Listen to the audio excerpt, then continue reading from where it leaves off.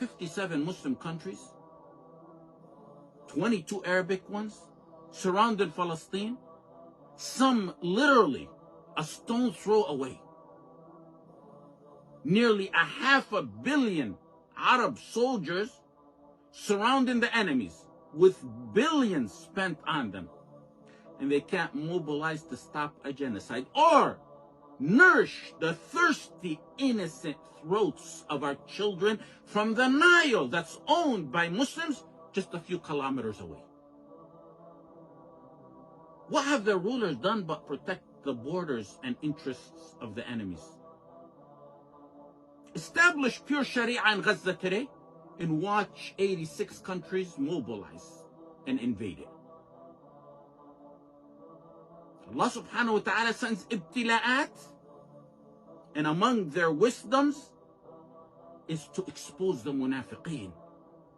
ما كان الله ليذر المؤمنين على ما أنتم عليه حتى يميز الخبيث من الطيب.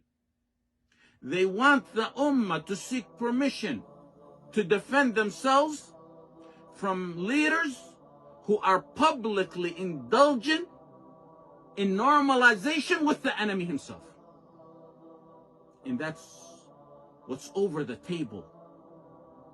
What's been going on under the table is much worse. But don't forget, talk about the good our leaders do.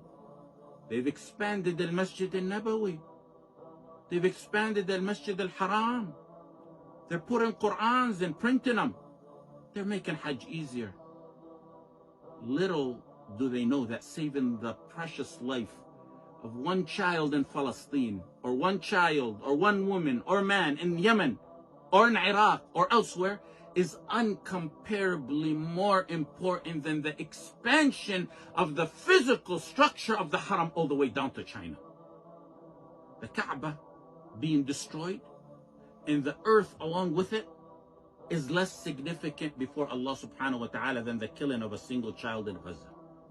The killing of a believer is more grievous before Allah subhanahu wa ta'ala than the extinction of the whole world. When Quraysh made the same arguments the Jews of the Qibla make today, we're providing for the pilgrims. We're giving them water. We're maintaining the Haram. Allah subhanahu wa ta'ala rebuked them. أجعلتم سقاية الحاج وعمارة المسجد الحرام كمن آمن بالله واليوم الآخر وجاهد في سبيل الله لا يستوون عند الله والله لا يهدي القوم الظالمين. Don't you ever compare providing water to the pilgrims and managing the Haram to those who believe in Allah subhanahu wa ta'ala in the last day and do jihad in the path of Allah, wherever they are, wherever they may be. Just so you understand, normalization with the Yahud means recognizing the occupier state of Israel and their sovereignty. It's recognizing that the occupiers in Palestine have the right to exist on the occupied Muslim lands over the Muslim bodies.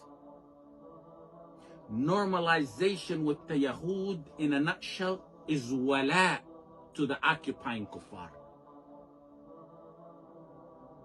Don't ever compare this treason and betrayal of those filthy leaders to any treaty that the Messenger sallallahu alaihi wasallam had. And I've spoken about that in series and in detail in the past. Hardships like this purify the ranks.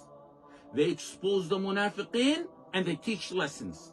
Lessons that really should be obvious.